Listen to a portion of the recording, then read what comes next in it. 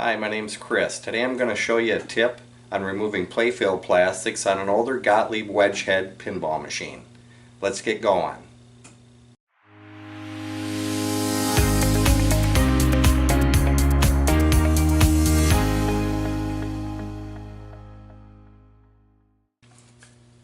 Before we get started, I want to suggest that you get a hold of one of these handy little tools available on my website, gerberdesigns.com. I'll have the link below in this video.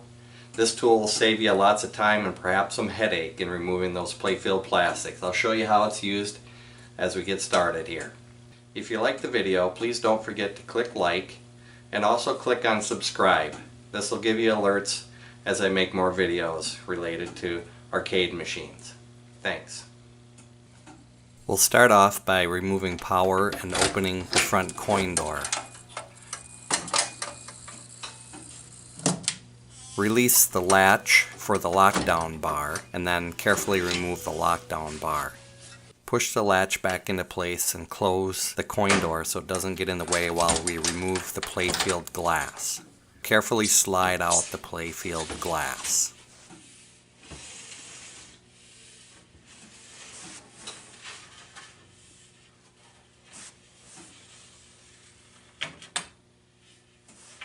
Using the post nut tool and a 5/16 inch wrench, place the tool underneath the plastic and hold the post tight and then loosen the nut.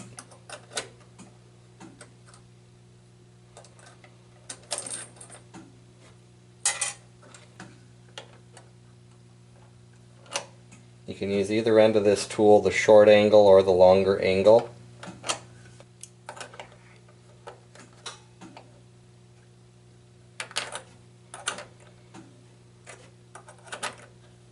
And the tool prevents the post from spinning in the playfield.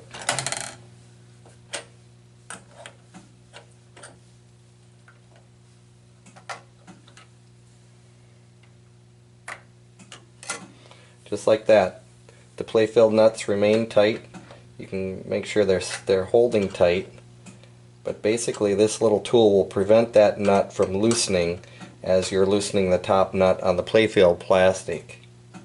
On older playfields, a lot of these are screwed right into the wood playfield. There is not a nut underneath, and if you take those out too many times, your playfield will get loose and pretty soon they won't hold any longer. So the use of this tool will prevent that from spinning out when you're removing the playfield plastic. And then reassembly is just the opposite of what we did to take it apart.